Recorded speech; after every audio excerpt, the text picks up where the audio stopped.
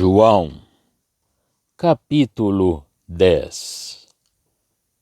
Na verdade vos digo que aquele que não entra pela porta no curral das ovelhas, mas sobe por outra parte, é ladrão e salteador.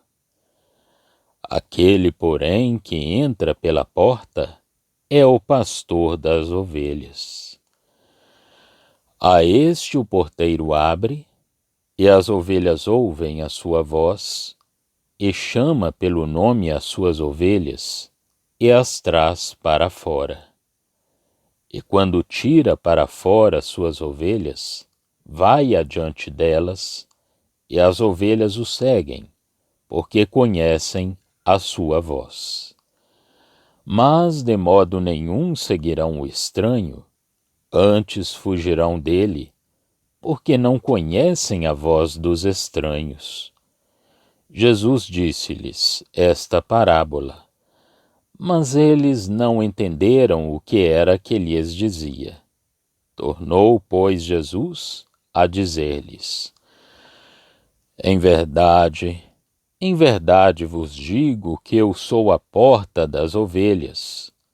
Todos quantos vieram antes de mim são ladrões e salteadores, mas as ovelhas não os ouviram. Eu sou a porta. Se alguém entrar por mim, salvar-se-á, e entrará, e sairá, e achará pastagens. O ladrão não vem senão a roubar, a matar e a destruir. Eu vim para que tenhais vida, e a tenham com abundância. Eu sou o bom pastor. O bom pastor dá a sua vida pelas ovelhas, mas o mercenário, e o que não é pastor, de quem não são as ovelhas, vê vir o lobo e deixa as ovelhas, e foge. E o lobo as arrebata e dispersa as ovelhas. Ora, o mercenário foge, porque é mercenário, e não tem cuidado das ovelhas. Eu sou o bom pastor, e conheço as minhas ovelhas, e das minhas sou conhecido. Assim como o Pai me conhece a mim, também eu conheço o Pai, e dou a minha vida pelas ovelhas. Ainda tenho outras ovelhas que não são deste aprisco. Também me convém agregar estas, e elas ouvirão a minha voz, e haverá um rebanho e um pastor. Por isto o Pai me ama, porque dou a minha vida para tornar a tomá-la. Ninguém me tira de mim, mas eu de mim mesmo a dou. Tenho poder para a dar, e poder para tornar a tomá-la. Este mandamento recebi de meu Pai. Tornou, pois, a haver divisão entre os judeus por causa destas palavras. E muitos deles diziam: tem demônio e está fora de si, porque o ouvis? Diziam outros: estas palavras não são de endemoninhado. Pode, porventura, um demônio abrir os olhos aos cegos? E em Jerusalém havia festa da dedicação, e era inverno. E Jesus andava passeando no templo, no alpendre de Salomão. Rodearam-no, pois, os judeus, e disseram-lhe: até quando terás a nossa alma suspensa? Se tu és o Cristo, dize-no-lo abertamente. Respondeu-lhes Jesus: já vô-lo tenho dito, e não o credes. As obras que eu faço, em nome de meu Pai, estas testificam de mim. Mas vós não credes, porque não sois das minhas ovelhas, como já vô-lo tenho dito. As minhas ovelhas ouvem a minha voz, Eu conheço-as e elas me seguem, e dou-lhes a vida eterna, e nunca hão de perecer, e ninguém as arrebatará da minha mão. Meu Pai, que mas deu, é maior do que todos, e ninguém pode arrebatá-las da mão de meu Pai. Eu e o Pai somos um. Os judeus pegaram então outra vez em pedras para o apedrejar. Respondeu-lhes Jesus: Tenho-vos mostrado muitas obras boas procedentes de meu Pai. Por qual destas obras me apedrejais? Os judeus responderam, dizendo-lhe: Não te apedrejamos por alguma obra boa, mas pela blasfêmia, porque sendo tu homem, te fazes Deus a ti mesmo. Respondeu-lhes Jesus: Não está escrito na vossa lei? Eu disse: Sois deuses? Pois, se a lei chamou deuses àqueles a quem a palavra de Deus foi dirigida, e a Escritura não pode ser anulada, aquele a quem o Pai santificou e enviou ao mundo, vós dizeis, blasfêmias, porque disse, sou filho de Deus? Se não faço as obras de meu Pai, não me acrediteis. Mas se as faço e não credes em mim, crede nas obras, para que conheçais e acrediteis que o Pai está em mim e eu nele. Procuravam, pois, prendê-lo outra vez, mas ele escapou-se de suas mãos. E retirou-se outra vez para além do Jordão, para o lugar onde João tinha primeiramente batizado, e ali ficou. E muitos iam ter com ele, e diziam, na verdade, João não fez sinal algum, mas tudo quanto João disse deste era verdade. E muitos ali creram nele. João, capítulo 10. Neste capítulo, o Senhor põe-se em contraste com todos aqueles que pretendiam ou tinham pretendido ser pastores de Israel. E desenvolve estes 3 pontos. Primeiro, ele entra pela porta. Segundo, ele é a porta. Terceiro, ele é pastor das ovelhas, o bom pastor. Ele entra pela porta, quer dizer, submete-se a todas as condições estabelecidas por aquele que tinha construído a casa. Cristo responde a tudo o que é dito do Messias e segue o caminho da vontade de Deus, apresentando-se ele mesmo ao povo.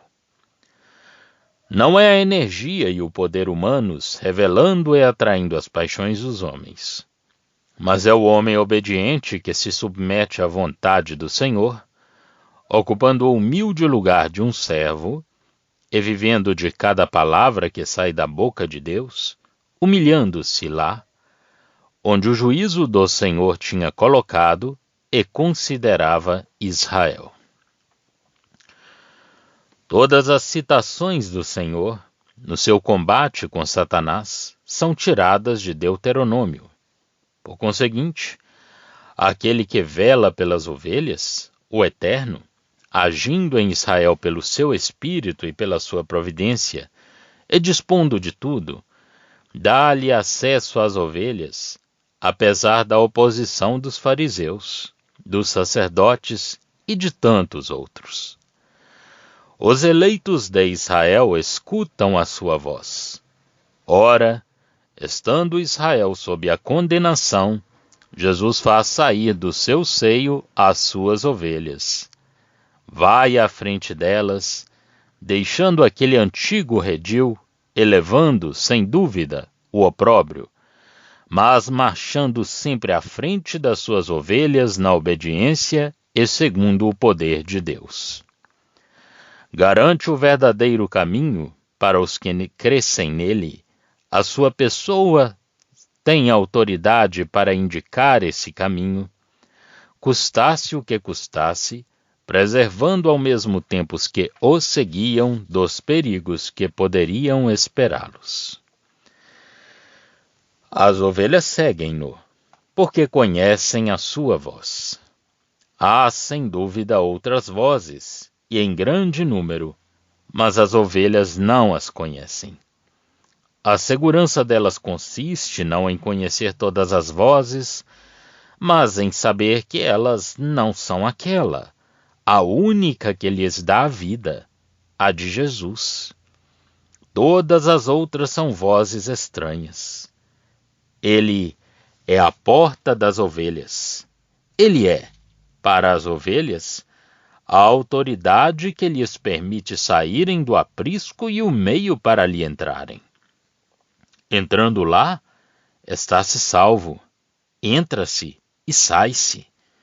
Já não é o jugo das ordenanças que, guardando as ovelhas dos perigos do exterior, as conservava em prisão. As ovelhas de Jesus estão em liberdade.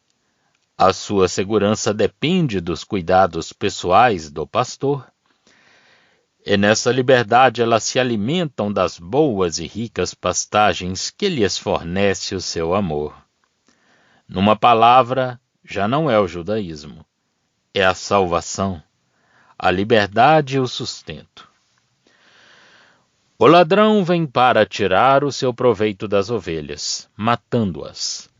Cristo veio para que elas tenham vida e a tenham em abundância, quer dizer, segundo o poder desta vida em Jesus, o Filho de Deus, que dentro em pouco a teria adquirido, e cujo poder para tal estava na sua pessoa, pela ressurreição de entre os mortos. O verdadeiro pastor de Israel, do remanescente, ou pelo menos das verdadeiras ovelhas, vem a ser a porta que lhes permite saírem do redil judaico e que as admite nos privilégios de Deus, dando-lhes a vida com abundância, conforme só Ele podia dá-la.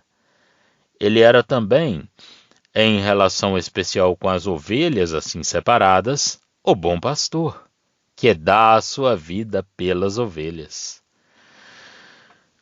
Outros pensariam neles próprios. Ele pensa nas ovelhas.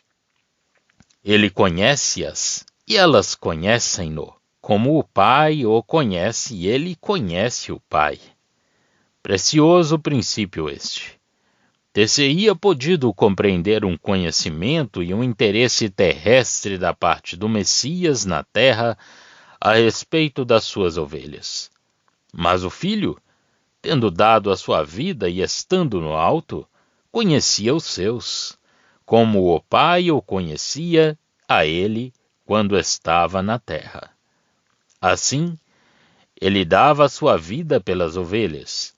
Por outro lado, havia outras ovelhas que não eram judias, ou daquele aprisco, e a sua morte interviria para a salvação desses pobres gentios.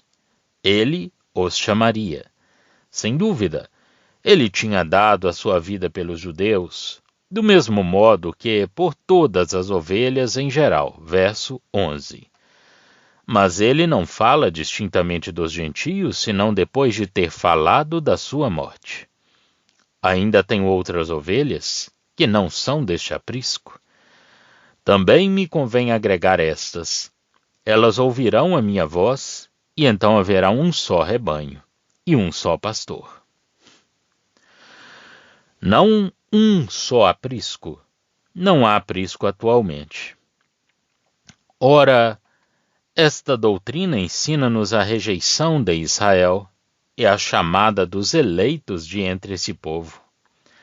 Apresenta a morte de Jesus como sendo o efeito do seu amor pelos seus e mostra-nos o divino conhecimento que ele tem das suas ovelhas quando estiver longe delas, assim como a chamada dos gentios. A importância de um tal ensino nesse momento é evidente. E essa importância, graças a Deus, não se perde com a marcha do tempo e não se limita ao fato de uma mudança de dispensação. Introduz-nos nas realidades substanciais da graça que se ligam à pessoa de Cristo. Mas a morte de Cristo era mais do que uma prova de amor pelas suas ovelhas. Tinha um valor intrínseco aos olhos do Pai. Por isso o Pai me ama, porque dou a minha vida para a reassumir. Verso 17. Note-se que Jesus não diz aqui, porque eu dou a minha vida pelas minhas ovelhas. É o próprio fato que é agradável ao Pai. Nós amamos, porque Deus nos amou primeiro. Mas Jesus, o Filho Divino, pode fornecer motivos para o amor do Pai. Dando a sua vida, ele glorifica o Pai. A morte era reconhecida como sendo o justo castigo do pecado, sendo ao mesmo tempo anulada por aquele que tinha todo o poder sobre ela. 2 Timóteo 1,10, Hebreus 2,14. E a vida eterna, a vida de Deus, introduzida como fruto da redenção. Também aqui se verificam os direitos da pessoa de Cristo. Ninguém lhe tira a sua vida. Ele a dá de sua própria e livre vontade.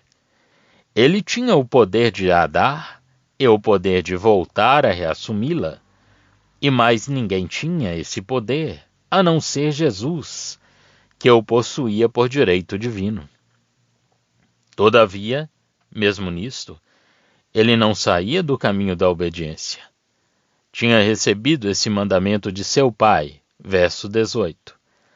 Mas quem teria podido cumpri-lo, senão aquele que podia dizer: destruí este santuário, e em 3 dias o reconstruirei. O amor e a obediência são os princípios dominantes da vida divina. Isso é desenvolvido, quanto a nós mesmos, na primeira epístola de João. A dependência é outro princípio desta vida, na criatura, e isto foi plenamente demonstrado em Jesus, enquanto viveu como homem neste mundo. Mas eles discutem o que Jesus diz. Havia quem não visse nele senão um louco e ultrajavam-no. Outros, porém, impressionados pelo poder da obra que ele tinha efetuado, achavam que as suas palavras tinham um outro caráter, muito diferente do da loucura.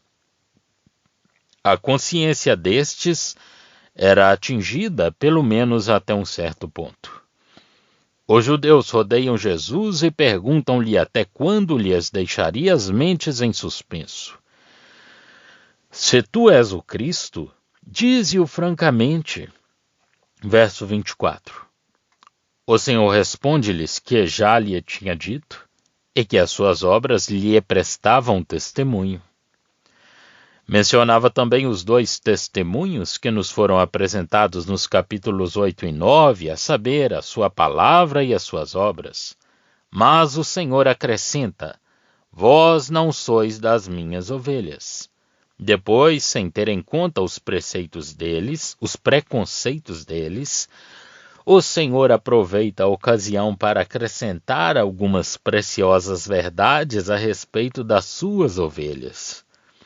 As minhas ovelhas ouvem a minha voz. Eu as conheço e elas me seguem. E eu lhes dou a vida eterna. Jamais perecerão eternamente, e ninguém as arrebatará da minha mão. Versos 27 a 28. Por um lado, não haverá falia de vida. Por outro, ninguém arrebatará as ovelhas da mão do Salvador. Nenhuma força do exterior superará o poder daquele que as guarda. Mas há ainda outra verdade, infinitamente preciosa, que o Senhor, no seu amor, nos revela aqui. O Pai deu-nos a Jesus, e Ele é maior do que todos aqueles que pretenderem arrebatar-nos das suas mãos. Ora, Jesus e o Pai são um. Preciosa revelação na qual a glória da pessoa de Jesus, do Filho de Deus, é identificada com a segurança das suas ovelhas, com a altura e a profundidade do amor de que elas são os objetos. Não encontramos aqui, como no capítulo 8, um testemunho que nos mostre o que é o homem. São a obra e o amor totalmente eficazes do Filho e, ao mesmo tempo, do Pai, que nos são apresentados. Não é eu sou, mas eu e o Pai somos um. Verso 30. Se o Filho cumpriu a obra e cuida das ovelhas, foi o Pai quem lhes deu. E se o Cristo pode cumprir uma obra divina e dar um motivo ao amor do Pai, fora o Pai quem lhe dera para fazer.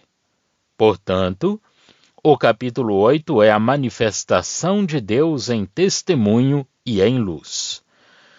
Os capítulos 9 e 10 são a manifestação da graça eficaz que recolhe as ovelhas sob os cuidados do Filho de Deus e do amor do Pai. João fala de Deus, quando fala de uma natureza santa e da responsabilidade do homem. Fala do Pai e do Filho, quando fala da graça em conexão com o povo de Deus. Note-se que o lobo pode vir e arrebatar as ovelhas, se os pastores forem mercenários, mas não as arrebata das mãos do Salvador. No fim do capítulo, quando os judeus pegam em pedras para apedrejarem Jesus, por ele se fazer igual a Deus, o Senhor não procura demonstrar-lhes a verdade do que ele é, mas mostra-lhes que, segundo seus próprios princípios e segundo o testemunho das Escrituras, eles não tinham razão para o censurarem. O Senhor apela de novo para suas palavras e para suas obras, como prova de que ele estava no Pai e o Pai estava nele. Mas, como eles pegassem de novo em pedras para o apedrejarem, Jesus deixa-os definitivamente. Era o fim de Israel. Já estão disponíveis para leitura os comentários do Novo Testamento e do Antigo Testamento de João Nelson Darby. Estão nos formatos de livro, e-book, também aplicativo para o celular Android. Visite o nosso site www.palavrasdoevangelho.com.